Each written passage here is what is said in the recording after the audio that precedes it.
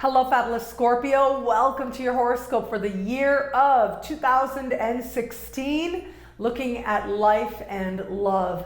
I am your astrologer, Nadiya Shah. Thank you for being here.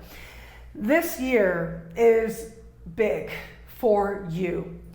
It is big for you for a few reasons, and those reasons really come down to what your ruling planets are doing, which really is rare and extraordinary things.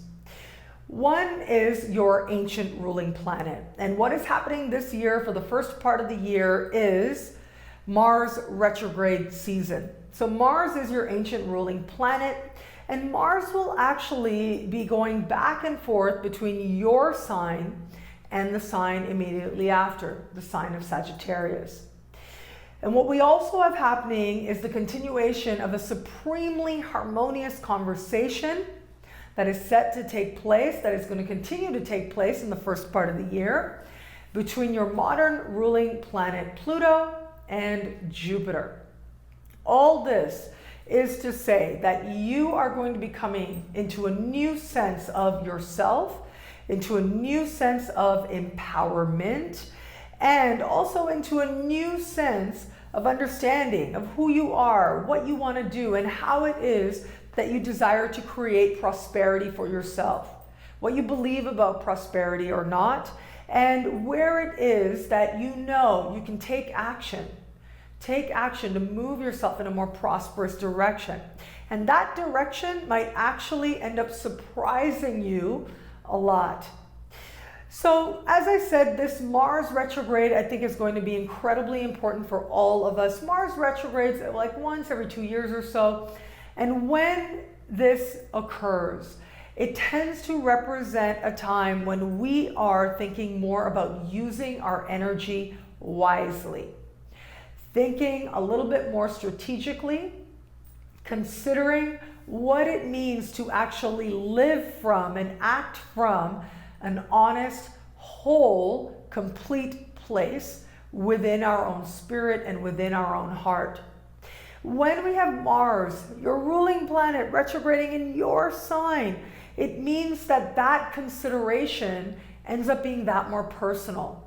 And the desire for change, for meaningful change, for understanding what you don't have power over and understanding what you do, and totally owning what you have power over and running with it becomes that much more imperative, becomes that much more important to you.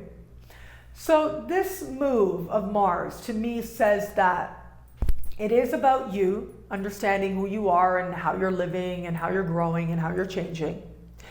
And then there's this other element to it that has to do with is who you are and how you're doing and how you're changing ultimately leading to greater prosperity or not? What do you believe about the value of what you're giving? And what do you believe is worth spending money on as well? What sometimes can happen with Mars retrograde in the sign just after yours in particular with this is either you become overly cautious around money, or you make some large purchases that maybe you realize in the bigger picture you don't really need. Or also with this is that you start to think about where it is that you can give a more genuine and honest contribution, where it is that you can share more of your light rather than just doing something or doing what you've always been doing, where it is that you can tap into something more meaningful, deeper for you, and commit to it diligently so that it creates prosperity for you more and more as time goes forward.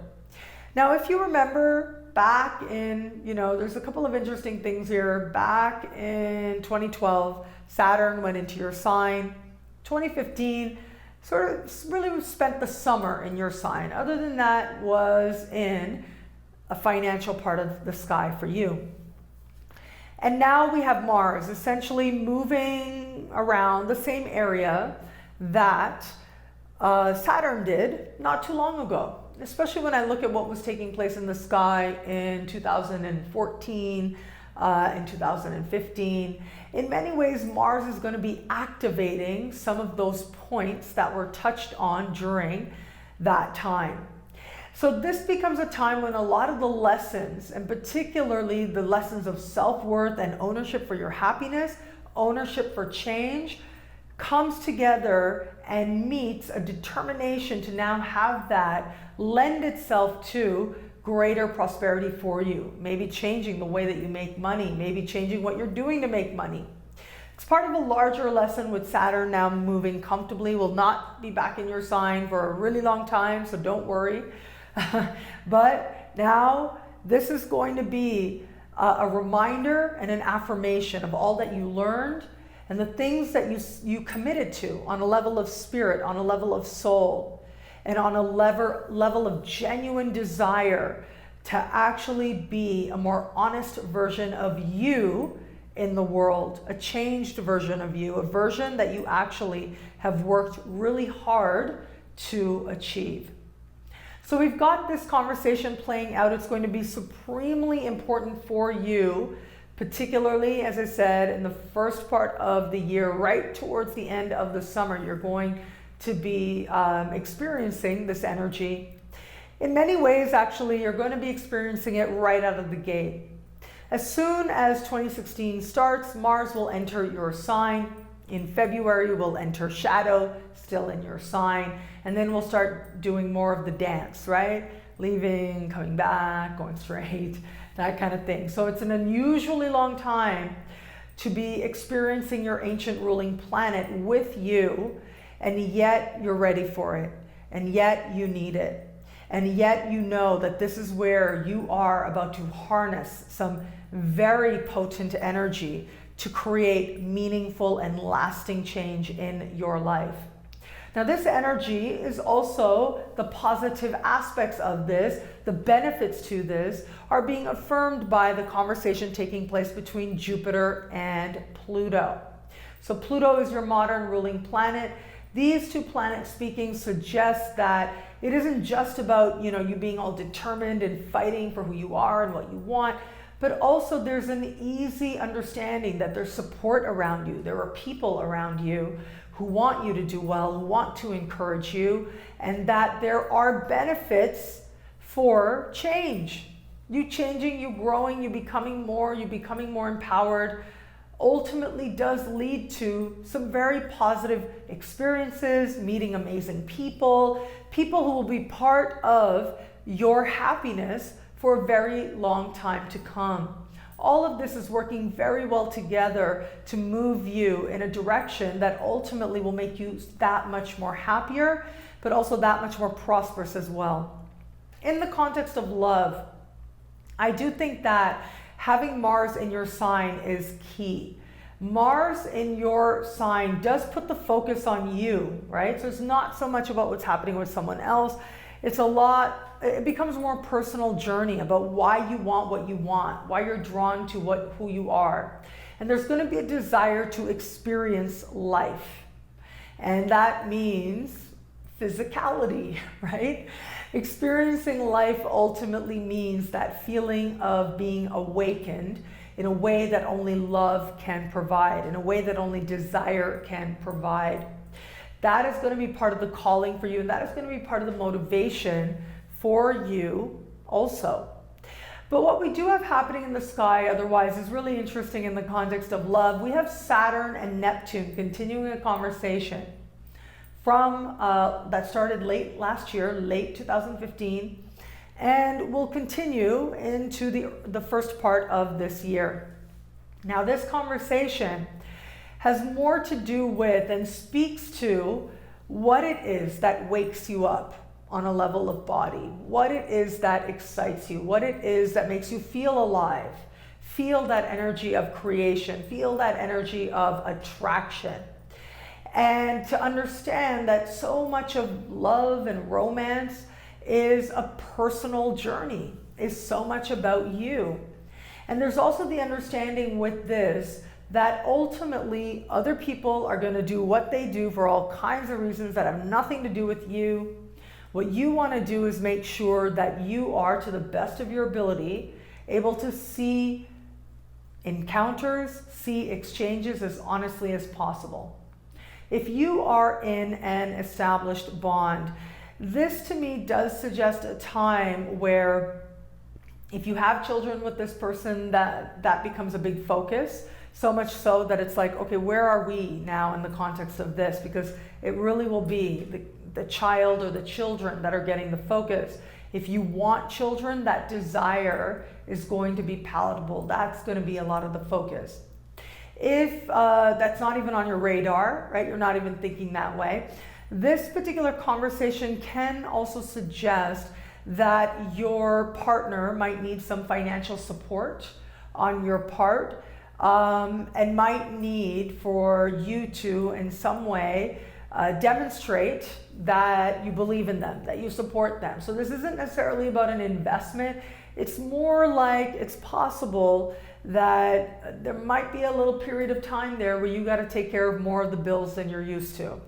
So be mindful of that is a possibility there, but it looks like you're okay. There is financial opportunity, that is without a doubt. So you've got the opportunity there. If you find yourself in a situation where your partner needs that support, then that ultimately is going to be part of evolving that relationship as well.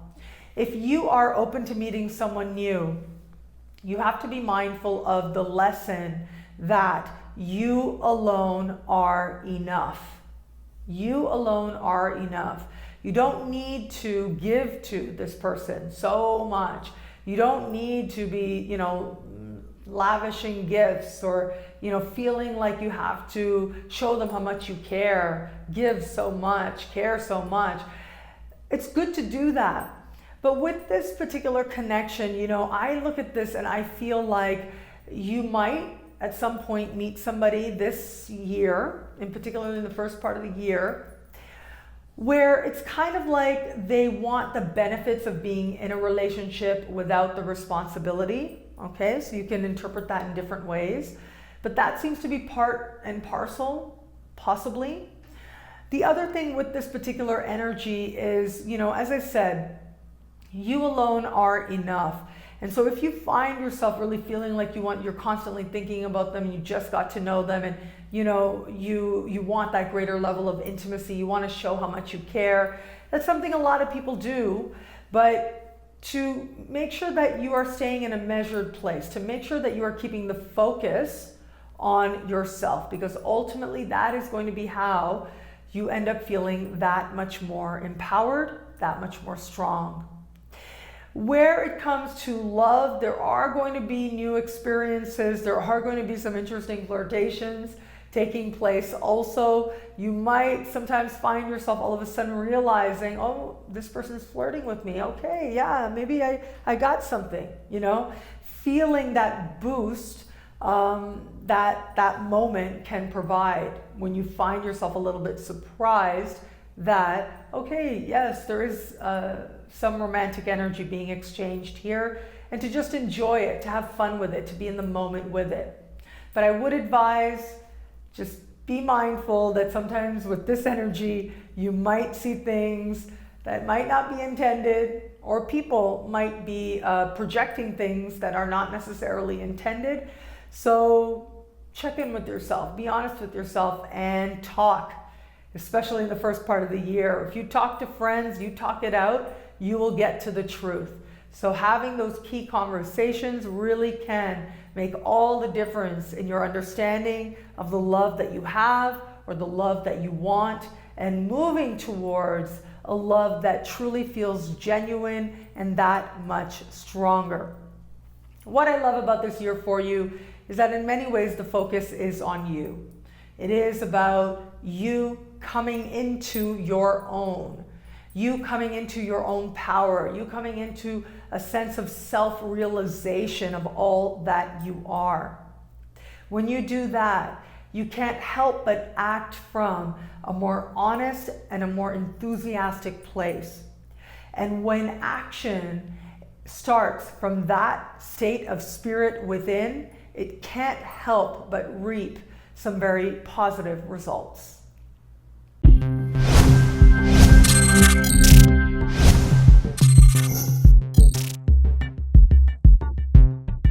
Bu akşam seminerimizi canlı olarak mobil uygulamamız üzerinden yapıyoruz.